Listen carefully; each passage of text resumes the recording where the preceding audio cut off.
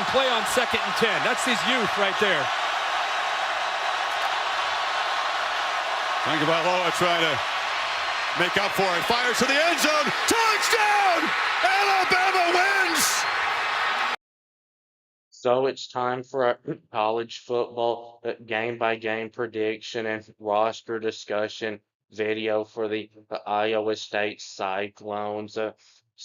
Iowa State's recruiting, even after they had the good year, was still pretty bad. It actually got a little bit worse.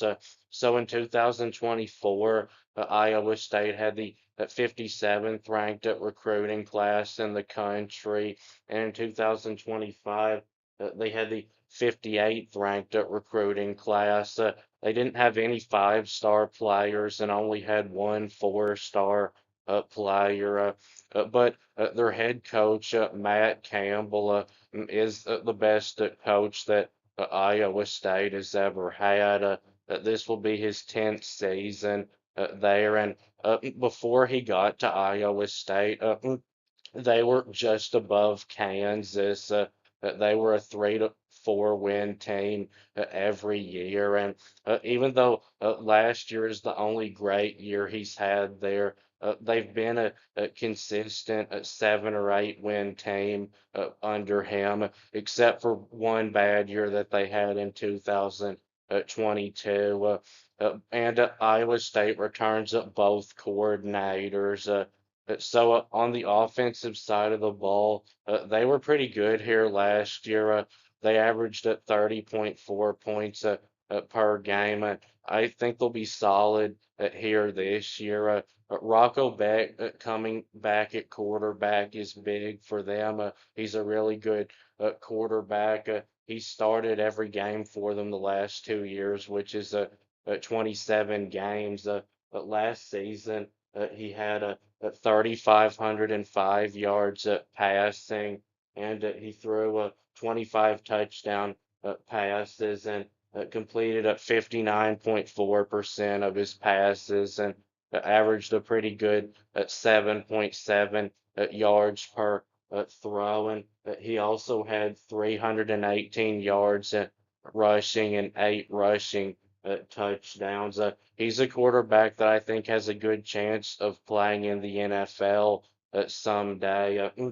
And at wide receiver, though, it is concerning because they lose their top 2 wide receivers, Jalen Noel and Jaden Higgins, who are both off to the NFL.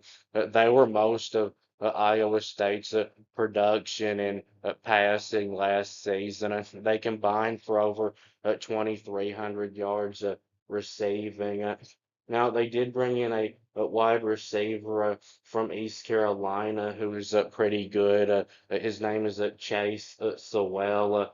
He's a 2-year starter at wide receiver.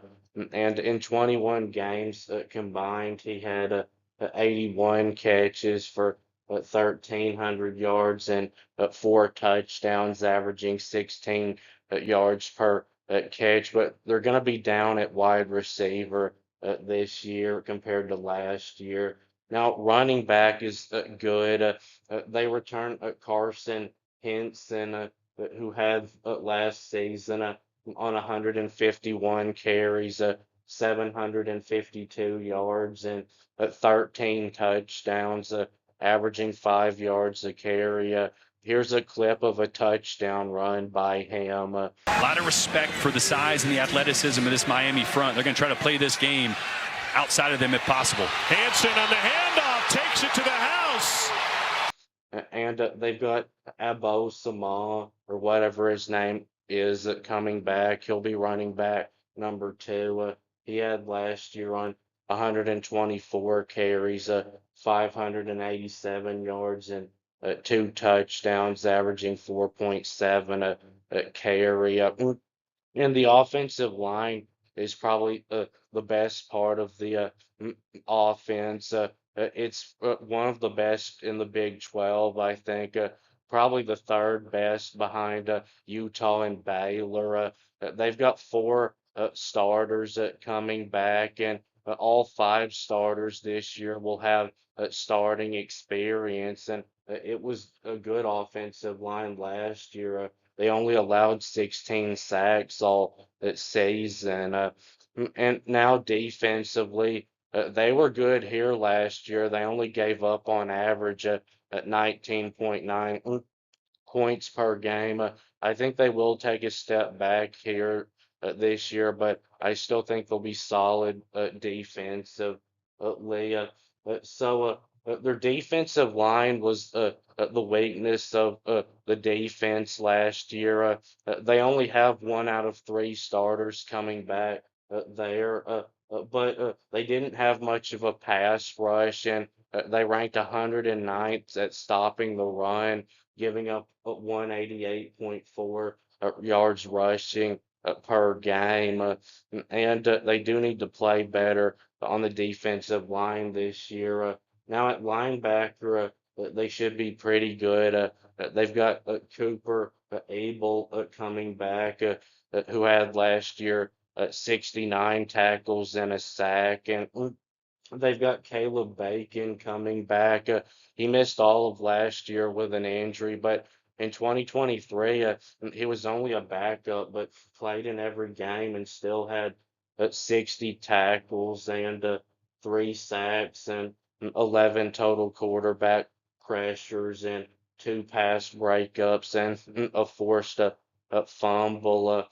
And In the secondary, this is why their defense was good last year because their secondary was so good. Iowa State ranked first in the country at stopping the pass, only giving up 165.6 passing yards per game. And I think they will take a step back there this year. But they lose 2 really good players in the secondary, Bo Frailer and Malik Verdon, who were their top 2 tacklers last season. But they do have 2 really good players coming back in the secondary. They've got Jontez Williams at cornerback, who had last year 46 tackles and 5 pass breakups and 4 interceptions. And they've got Jeremiah Cooper at safety, who's a 2-year starter for them, and had last year 48 tackles and 2 interceptions and 8 pass breakups. So now for the game by game predictions, starting with Kansas State. So this game is going to be played in Ireland. And For me, this is a great first game of the college football season because these are 2 pretty good teams, and it's going to be a close game most likely. And I'm not a fan of either team, so I won't be disappointed either way. But This is really a toss-up game. Comparing rosters between the 2 teams, Iowa State may be a little bit better offensively, and Kansas State may be a little bit better defensively, but overall the rosters are pretty even, and they're both pretty equally coached teams. If you watch my Kansas State video, you know I picked Iowa State to win this game, but it's really just because Iowa State has kind of had Kansas State's number the last few years. But I would not be surprised at all if Kansas State wins this game. And now South Dakota, this will be a pretty much name your score game for Iowa State. They'll be able to put in their backups at halftime. And then Iowa. At the line of scrimmage in this game, Iowa's defensive line is way better than Iowa State's is, and I think their defensive line can handle Iowa State's offensive line. And Iowa's offensive line, I don't think will be as good as Iowa State's, but I still think it'll be strong. And I think they'll win the battle with the Iowa State defensive line and be able to run the football pretty well in this game. But Their running backs aren't as good as Iowa State's are, I don't think. and linebackers for Iowa State are better than Iowa's are, I think, and the secondary is pretty similar.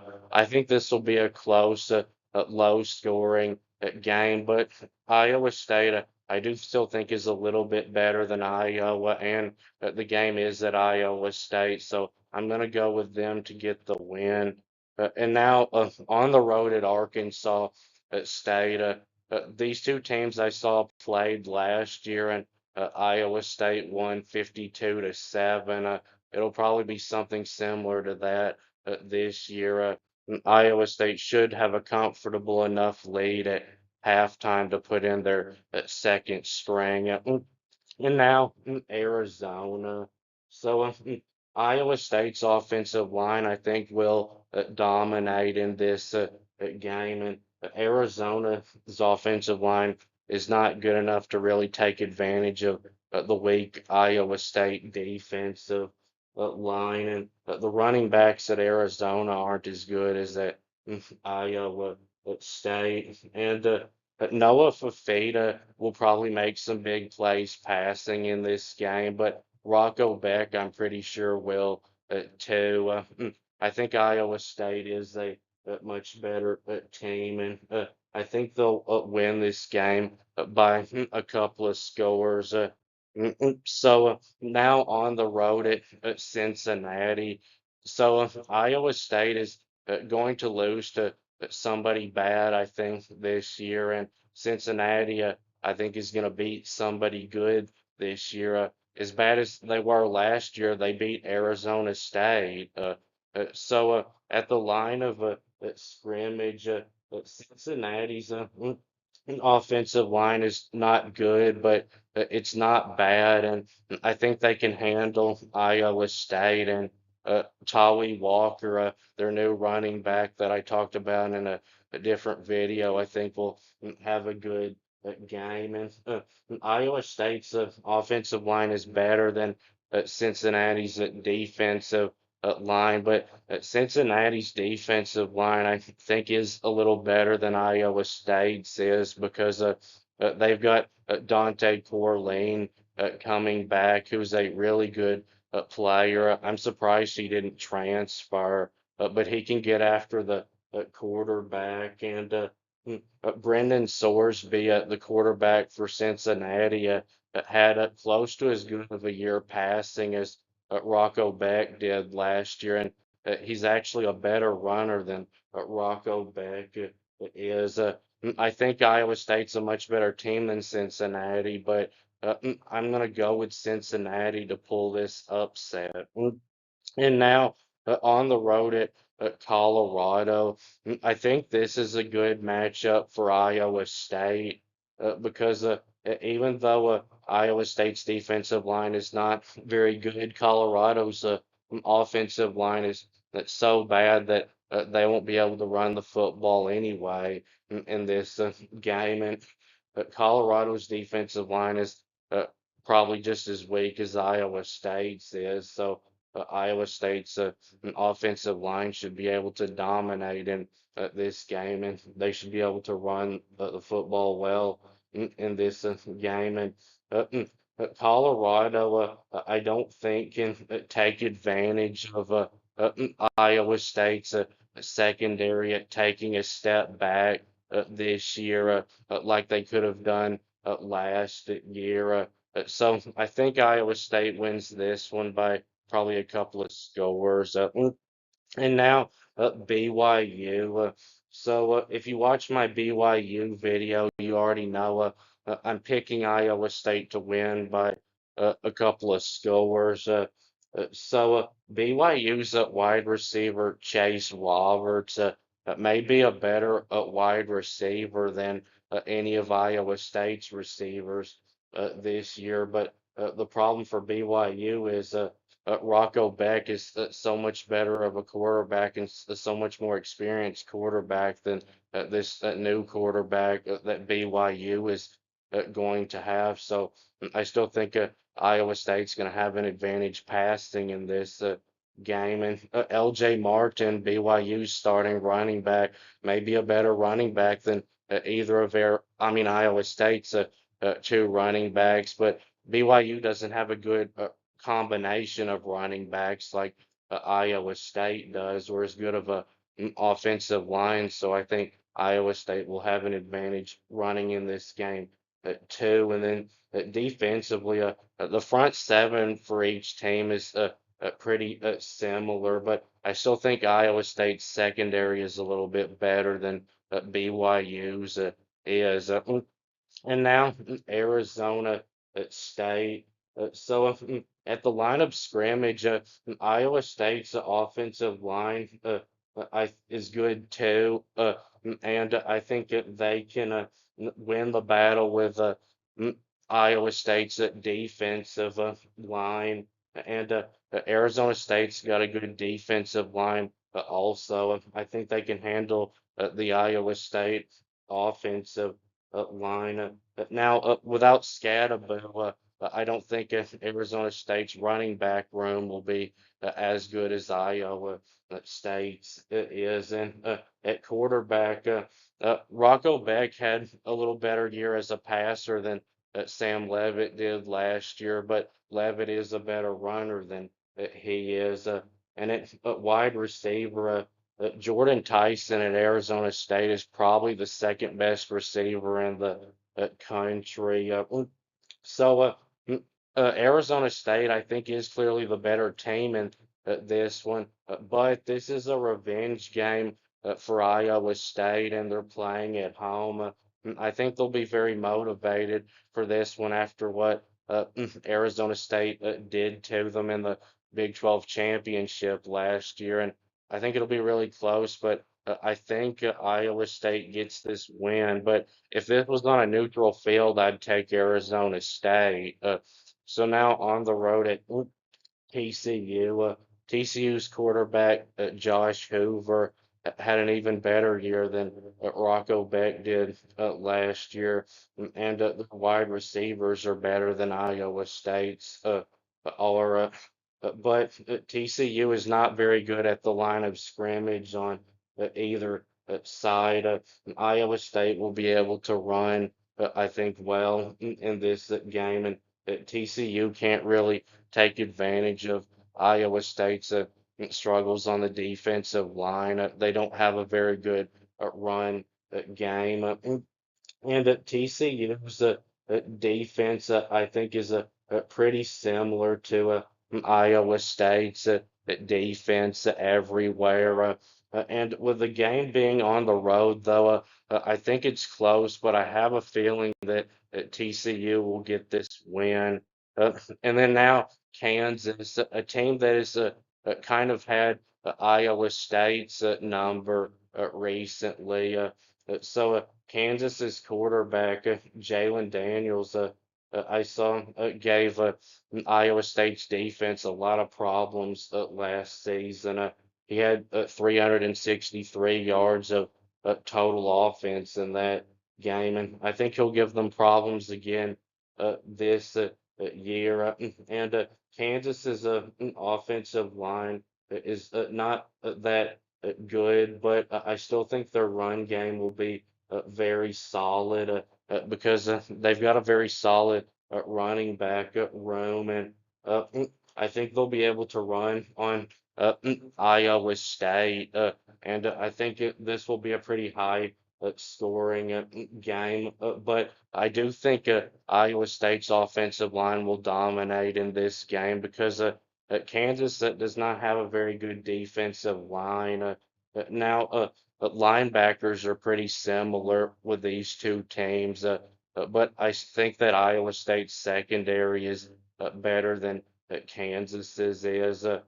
I think it's going to be close, but I'm going to say Iowa State finally beats Kansas for what would be their first win over them in 4 years.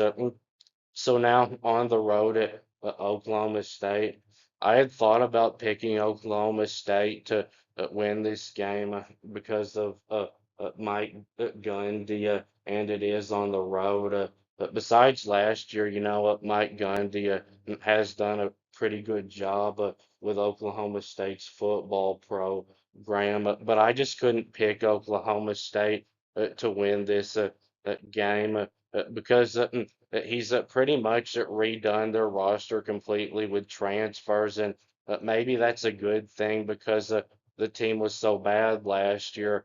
But he's pretty much mainly brought in players from little teams. It's mostly a group of five and FCS roster at Oklahoma State. So this may be close though, but I wouldn't really be shocked if Oklahoma State did win this game. So I've got Iowa State finishing the season at 10-2 overall and 7-2 in the conference. But I'm really not quite as high on this team as it appears looking at my record prediction. When I was just doing my notes for the roster part of this video before I had picked the games, I thought this is probably an 8-4 team because it looks like a very solid team, but it doesn't really seem to me like a team that's quite as good. Uh, as they were last year with the roster at least. And it doesn't really seem to me like a team that could be competitive in a college football playoff game. And this may not be enough to get them in it because going by my predictions, Kansas State and Arizona State would be two pretty good wins for them, but I don't have either one of those teams in the playoffs. So that will be it with this video. Please subscribe. Thanks for watching, and I'll be back soon.